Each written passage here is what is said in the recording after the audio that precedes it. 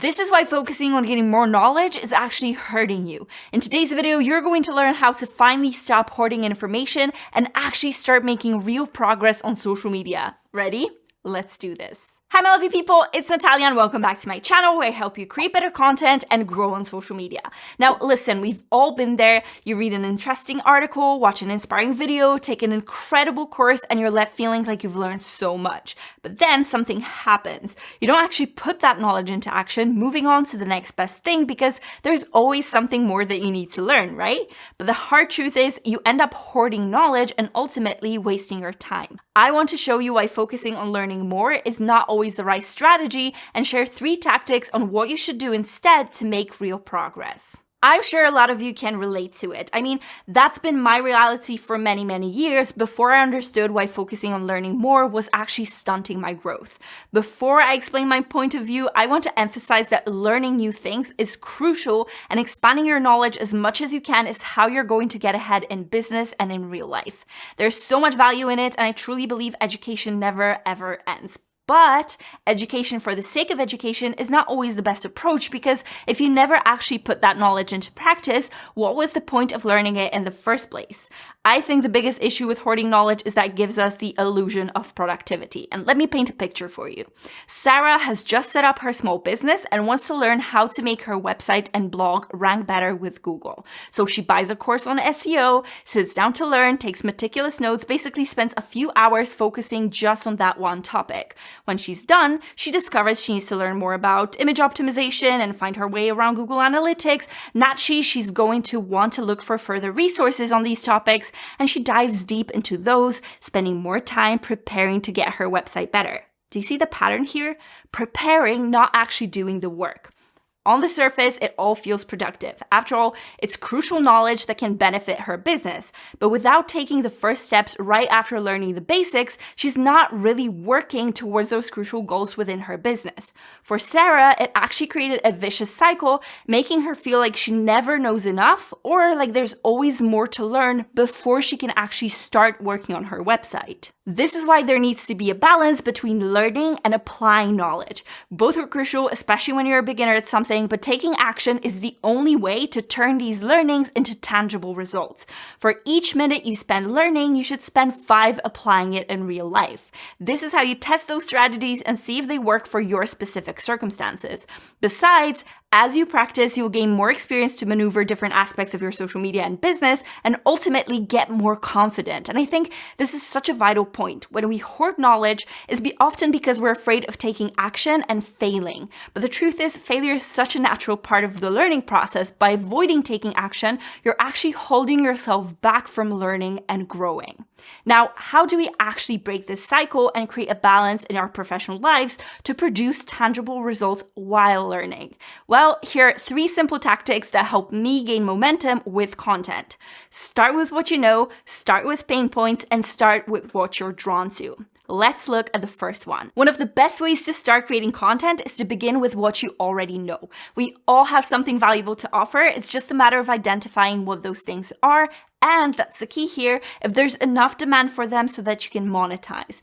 Think of all the things you're really good at or enjoy doing, things that you seem to constantly talk about both with your friends or with strangers. Maybe you had to overcome some challenges in your personal life or at work. Maybe you have professional experience within a specific field, or some skills that you've acquired that have been helpful to others before. We all have a story to tell, and that story can be turned into a creative endeavor, provided that it can actually be helpful to people. As an example, you can have loads of experience with dog training, have a great personal style, and be super passionate about fitness after a big personal transformation as someone who deals with, say, PCOS. Each of these topics could become the basis of your Instagram account or your YouTube channel if you see something that people are actively looking for and you're someone who can provide solutions for them. All of these would, of course, be based on your existing experience with the subject. With the dog training example, you could be drawn to start a YouTube channel and share things like how to introduce a whistle while training, what not to ever feed your dog, or your best tips on getting a new puppy. From here, you can pivot into selling ebooks or courses. Your great personal style could lead you to start an Instagram account, showing your favorite outfit formulas and sharing some of the top styling tips like how to style a particular piece of clothing, how to match different colors and textures, or how to stay chic and comfortable while working from home. You can then monetize by landing brand deals or offering a styling service. If sharing your fitness journey, you can have a TikTok where you talk about your specific case as someone who had a specific set of problems when starting out. With the example of fitness with PCOS, you could share a story about how you got diagnosed, show some beginner exercises that helped you start, or record what I eat in a day videos with meals that have worked for you on your fitness journey. Notice how none of these are medical advice, but simply sharing your experiences that people can relate to and be inspired to take some action after seeing your content.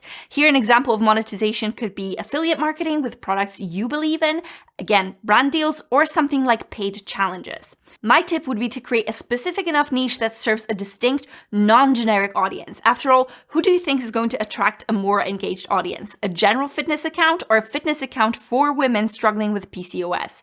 The more specifically they can relate to what you share, the better your outcomes will be. When you're a newcomer, you're actively pursuing a degree, taking a course, educating yourself in any professional capacity, don't let that stop you from documenting your journey and sharing what you learn along the way. Your experiences are valid because there's always something you can teach someone else who may be at an earlier stage of the journey than you are. When you lead with content you're already an expert on, you provide value instantly without having to spend hours on research. That being said, you can absolutely supplement your content with some external sources and facts you've aggregated to add that extra layer of credibility to your work. This is always a huge benefit because you're creating trust within your audience. Besides, if you first focus on sharing your expertise, creating content becomes easier and more fun. So don't shy away from drawing from your own experiences and talking about what you already know. Now, as always, to give you some actionable ideas, try first making a list of your potential monetizable skills and carry out a small market research to see if people are actively looking for information that you can provide.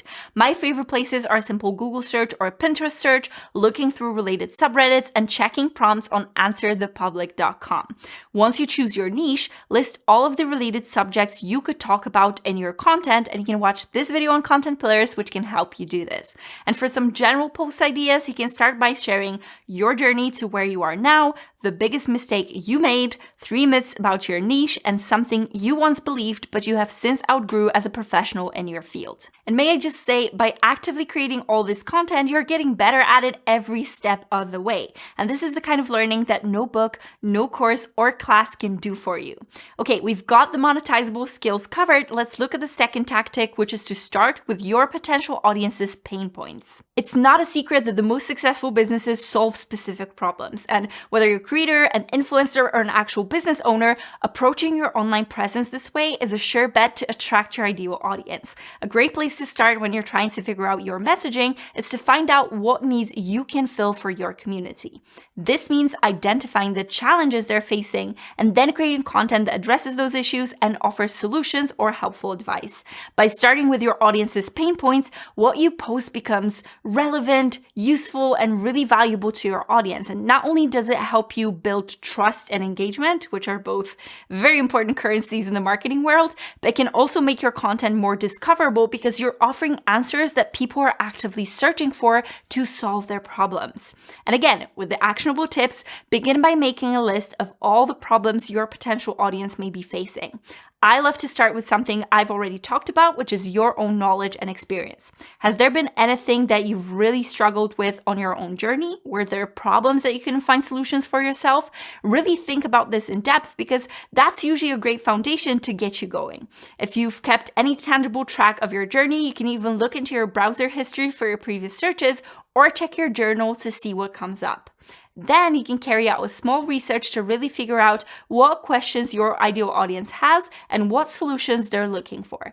Just like I've already mentioned, Google, Pinterest, Reddit, and Answer the Public are fantastic resources to help you there.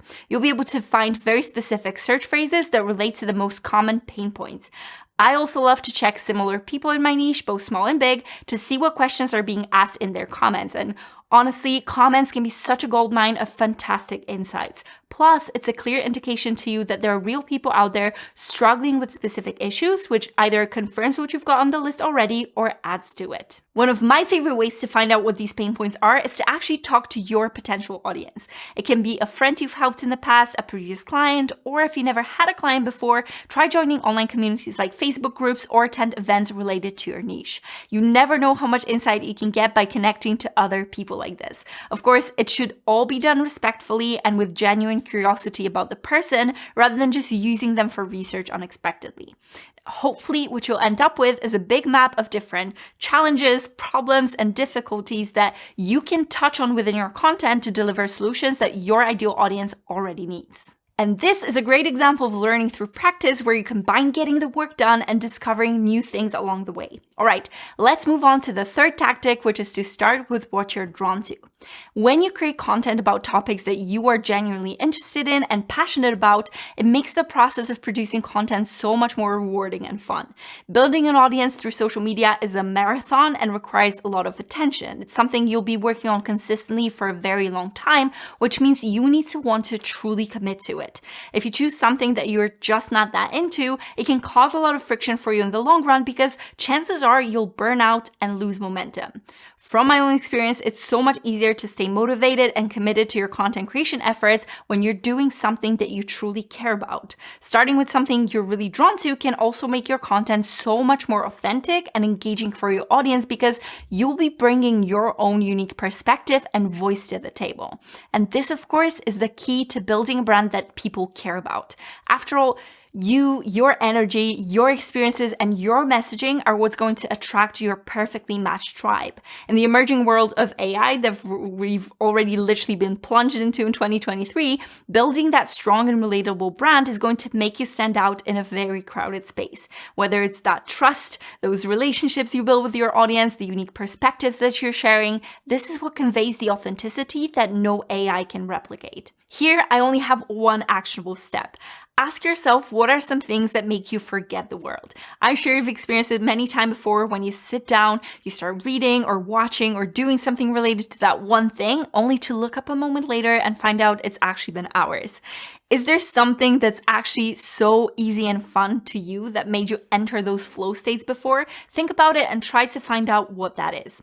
All that being said, remember what I've said in the previous 2 points. You need to make sure that your passions here actually align with the interests and needs of your potential audience. While it's important to create content that is authentic and meaningful to you, it's also important to share posts that are highly relevant and highly valuable to your audience. This is where you need to find a balance between what you're drawn to and what your audience wants to bring it together with something that both fills you with purpose and has the potential to succeed. If you're multi-passionate like me, you might feel limited by choosing just one subject or just one niche. And after all, we're human beings, we're complex, and very often we cannot be defined by that one specific topic, especially when you're just starting out. Although sticking to one general subject matter helps you find this distinctive audience and therefore grow quicker, experimenting is still going to be your best friend in the early stages. This is how you learn and figure out that balance that I've just mentioned. When I first started here on YouTube, I knew I wanted to educate about content marketing, but it's such a broad subject that I couldn't just decide on one limited section of it. So I've shared what I knew about, what I was most drawn to, and what I knew would be helpful to my then potential audience. I shared YouTube tips on how to optimize your channel and videos. I talked about building a marketing strategy. I published detailed tech tutorials on Canva, Asana, and other very useful tools for content creators. And I also shared my favorite Instagram tips that in my experience worked best. And that's definitely not what I would call niching down, but it helped me discover what subjects perform best for me and for my audience. And again, this is learning through practice. Ultimately, by combining these 3 tactics, I was able to grow fairly quickly, and I'm sure it's going to help you do that too. Now, I'd love to know what you're working towards in 2023. Tell me down in the comments what makes you excited about this year and if you're making any resolutions. And now watch this video next because it's going to help you figure out your audience in more detail and create a strong plan to help you succeed and finally start that thing. And of course, Happy New Year! It's the first video I'm sharing in 2023 and I want to thank you for being here. I wish you loads of joy and courage to pursue your dreams. I can't wait to see you next time.